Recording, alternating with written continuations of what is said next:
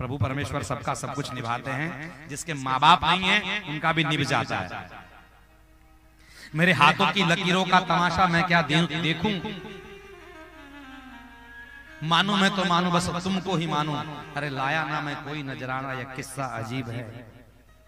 और मांगने को हाथ ही नहीं, ये बंदा गरीब है।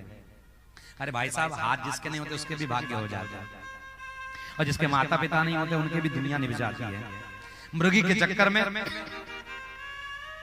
ऋषभदेव जी के पुत्र भरत बस मृगी के भाव में लीन हो गए। एक मृगा के संग में भरत धरी मृग देह,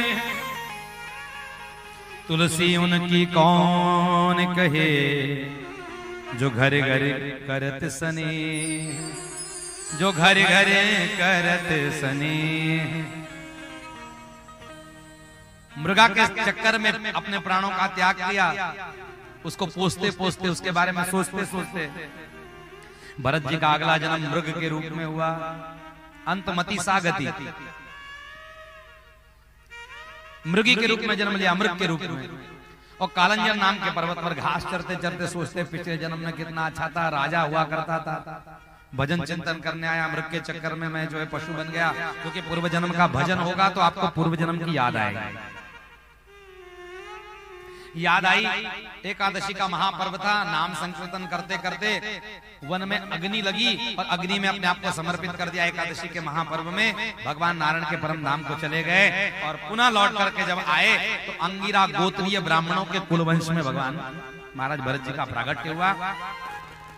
और भरत जी का प्रकट होते ही कुंडली पड़ी गई। बहुत विद्वान बालक है, पर बच्चा बड़ा जैसे जैसे हो रहा है तो बोलना बंद कर रहा है, बोल नहीं रहा है बच्चा, ज्यादा बात नहीं करता।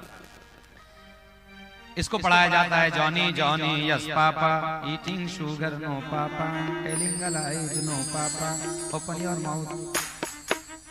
बच्चा नहीं पढ़ता है, बच्चा बोलता है जनार्दन जनार्दन बाबा, भागवत सुन ली हाँ बाबा, रामायण सुनोगे हाँ। तो जो पढ़ाया जा रहा है उसका उल्टा ये बच्चा बोलता है। तो बोले ये बच्चा जड़ है। संसार से जैसे तुम विपरीत जीने लग जाओगे, लोगों की मनमर्जी से उल्टा करने लग जाओगे, तुम पागल हो जाओगे। दुनिया आपको पागल निश्चित करार कर देगी। ये इसको कुछ नहीं आता, है पागल है पागल। प्यारे मुझे पागल पागल कहते हैं, मैं तो कान्हा की हूं दीवानी, और तुम भी पागल हो जाओगे देख के जलवा नूरानी। ये तो ऐसा पागल था कि पागलपन की पंक्ति में इतना पागल हो गया कि इसे कोई लेना देना नहीं है। माता पिता चले गए, भाइयों ने घर से बाहर निकाल दिया। जिस खेत की रक्षा सुरक्षा के लिए इसको लगाया गया इस बालक को, तो ये बालक क्या करता कि उस खेत में बहुत बड़ा गड्ढा कर दिया बालक का। ये खेती करने लायक भी नहीं है, तो खेत की रक्षा करने के लिए इसको छोड़ा जाए। तो चिड़िया उड़ाने के लिए भेजा। तो ये बच्चा क्या करता है, राम जी की चिड़िया राम जी की खेत, अरे आओ आओ चिड़िया भरो अपना पेट। चिड़ियों को दाना पानी खिला देता है। भाइयों ने कहा हमारे घर के काम का नहीं, इसको घर से बाहर निकाल दिया जाए। धक्का मार करके निकाल दिया। आप जब संसार के काम आओगे तब तक आपकी जय जय है, और जैसे आप संसार के काम आना बंद हो जाओगे आपकी जय जय जैसी आराम हो जाएगी। देखो कथा के मध्य में हम जब व्यासपीठ पर बैठते हैं तो कोई लोग कहते हैं कि महाराज बहुत पंडिताई वाली बातें करना, बहुत विद्वत्ता वाली बातें करना। ठीक है, तो पंडित लोग खुश। आम जनता कहती है कि माथे के ऊपर से गया, क्या बोल रहे थे पता नहीं। साधारण भाषा में कहे, सीधी भाषा में बोले, दृष्टांत दे करके, तो कहे कि सिर्फ कथा पढ़ रहे हैं, ये तो कहानियां सुना रहे हैं, ये तो सिर्फ कहानियां सुनाए जा रहे हैं। तो इसमें दृष्टांत कुशलो धीरो वक्ता कायोति निष्ठुरा भी कहा है, तो दृष्टांत कुशल तो होना ही पड़ता है। तो कहानियां भी सुनानी पड़ती जिससे लोगों को ये कथा समझ में आ पाए। तो वो कहते हैं कि ये कहानियां ही सुना रहे, पंडित लोग कहेंगे, फिर तो विद्वान लोग।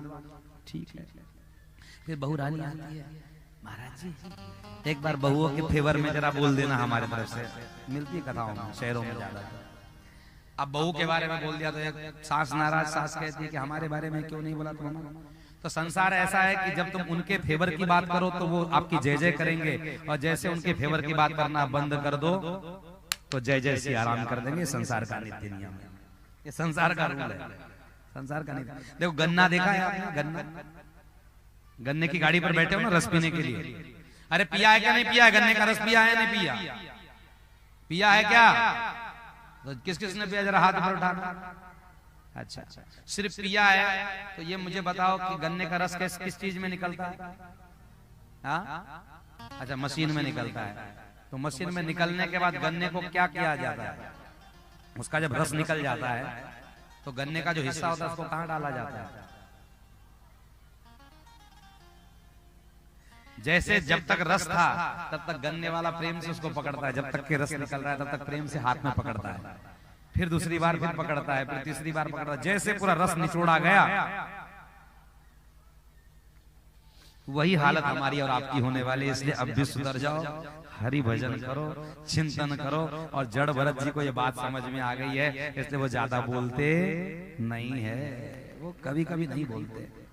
इसलिए हम कई अपने जो प्रेमी नहीं होते उनको भी बोलते हैं कि बहुत बोलते बोलते कभी कभी बोलना बंद कर देना चाहिए। बिना बोल करके बहुत सारा काम हो सकता है, तो बोल करके अपना समय क्यों बर्बाद करें। इसलिए कभी कभी बोलना नहीं चाहिए। भले तुम्हें लोग जड़ करेंगे, लेकिन जड़ भरत बनने में फायदा है, ज्यादा होशियार बनने में फायदा नहीं है।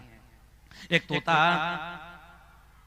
रानी के सोने के पिंजरे में कैद था, बढ़िया बढ़िया माल खाने को मिलता। रानी बहुत प्रेम करती उस तोते से। एक दिन साधु सन्यासी आए और बहुत बड़ी सुंदर कथा कही, मुक्ति के बारे में बात बताई। महाराज, उस तोते ने आकर करके कहा कि महाराज, आप सबको ज्ञान बताते हो, मुझे भी इस पिंजरे में से निकलने का मौका तो दो, मुझे भी तो बताओ कि मैं कैसे मुक्त हो सकता हूँ इस पिंजरे में से।